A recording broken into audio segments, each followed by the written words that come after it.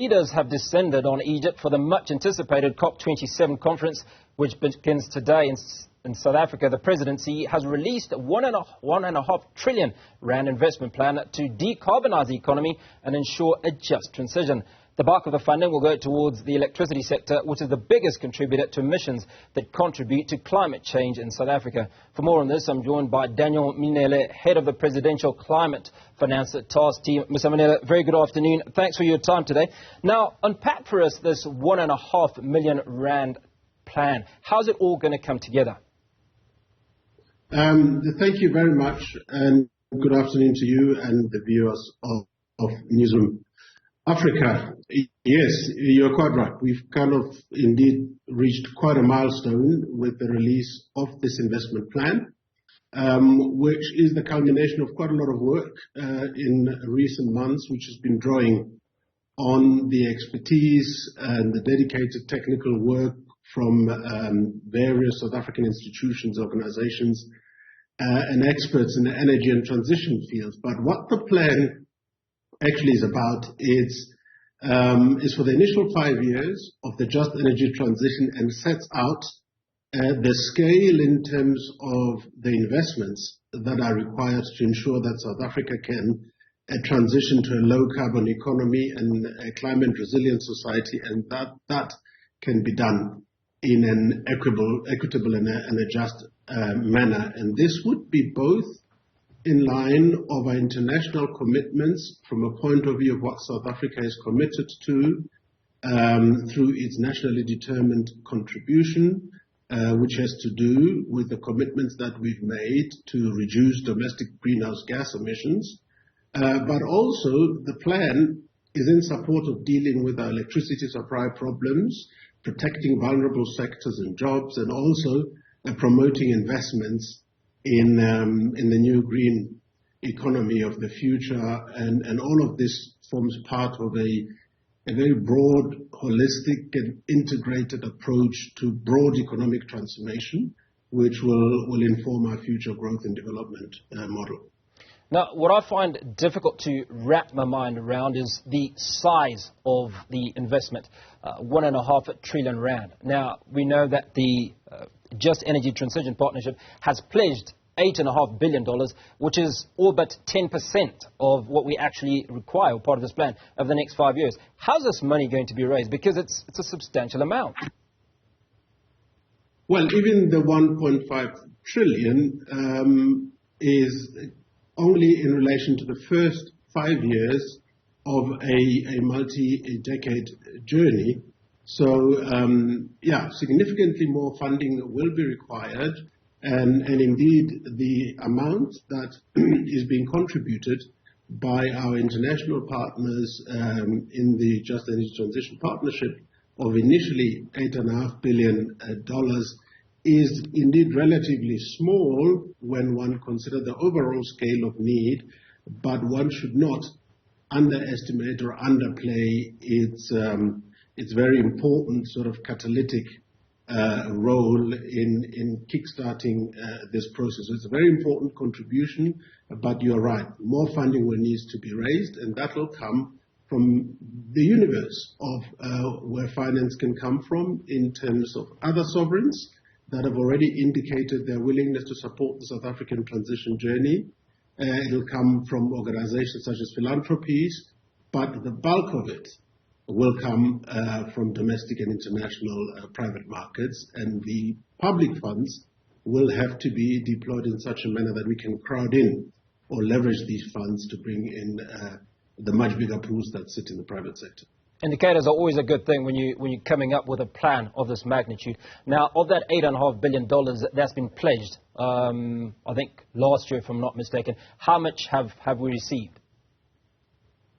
Well, at this stage, the focus of our work was obviously on putting together the investment plan, because the political declaration that was entered into last year, which gave rise to the Just Energy Transition Partnership, was that these funds would be mobilized and made available to South Africa subject to concurrence on an investment framework, and that is essentially this investment plan that we've put out. Now that the plan is available, we're in a position to progress in a much more determined way the financing package.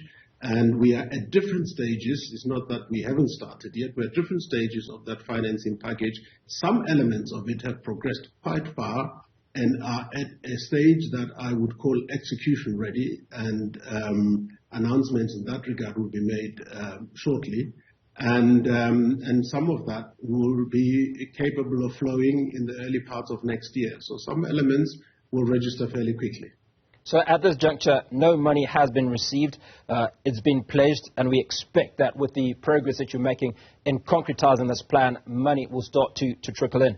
Now, talk to us about the nature of these funds. What are the arrangements? Is it a loan? Is it a grant? Is it money that is being given to South Africa? Bearing in mind that we are heavily in debt as it is. So R1.5 trillion of debt is unthinkable, if you will. Well, you're quite right. I mean, one of the issues that we determined at the outset when we started negotiating the finance was to define a certain set of financing principles that would guide us in terms of how we work through this. And one of them indeed was one that needed to take into account our fiscal realities from a point of view of affordability and sustainability. So that is very much in line with our fiscal frameworks. And as part of this work, of course, the National Treasury was a very, very important partner to take care of exactly those kind of issues. But in terms of the composition of the funds, it's a combination of various instruments. It includes grants, it includes concession loans, it includes commercial loans, there are big guarantees as part of that, and other risk-sharing instruments. So but it's fair to say that the bulk of it will not be in the form of grants. It's almost unfair, don't you think, Mr. Mminele, that the West, who is loaning us this money, is primarily the cause of global warming. I mean, we contribute less than 4% to the effects of climate change, and then we have to borrow these huge sums. And R1.5 trillion is South Africa alone. There are 53 other countries on the continent that are going to be burdened with this debt. Look, I think a fair point that you're making in terms of the responsibility and how much South Africa and the continent overall would have contributed to greenhouse gas emissions and the problems that we are facing. But I think one also needs to state that, and that's an ongoing discussion. I mean, that's what will likely feature a lot at COP as well, with developing countries constantly reminding developed nations and holding them accountable for some of the undertakings and the promises that they've made to support developing countries in their transition to a greener future.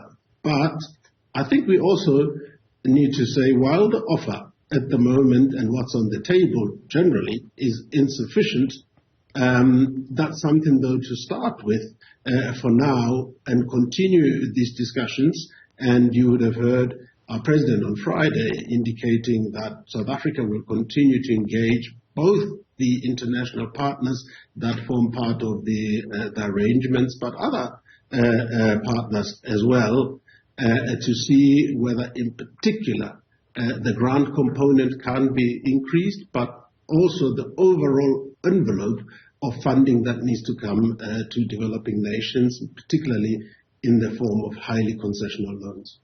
Well, Mr. Mminele, finally, let's get more practical. Let's look at what's going to happen on the ground. And one of the things that's obviously going to happen is we're going to shut down fossil fuel energy type of a facility. So we'll shut down coal plants, and part of that process then is to turn it to green energy. So we are going to lose a certain number of jobs, but potentially gain some. What is that looking like? Are we losing more jobs than we are gaining in the process of turning to green energy? Very, very important aspect that you raised, because a central feature of this plan and of this transition is the just component to it, is making sure that as we transition to a greener future, those that are most impacted by this transition in terms of work and communities and that are highly dependent on the fossil fuel value chain, in particular the coal value chain, are appropriately catered for in the short term, but also that their livelihoods are secured in the future. So part and parcel of this plan also includes the creation of new jobs, new green sustainable jobs, which will include transition investments around skills developments. It will include economic diversification and various studies, and the most recent one being released by the World Bank last week, is that if we get our transition right, it'd be very impactful. It would actually end up in a net addition of jobs in the long term. Mr. Mminele, appreciate your time this afternoon. Daniel Mminele, head of the Presidential Climate Finance Task Team, and talking to us about COP27, in fact, which is happening at the moment, and the plan to decarbonise the economy, and that R1.5 trillion plan that will be rolled out soon.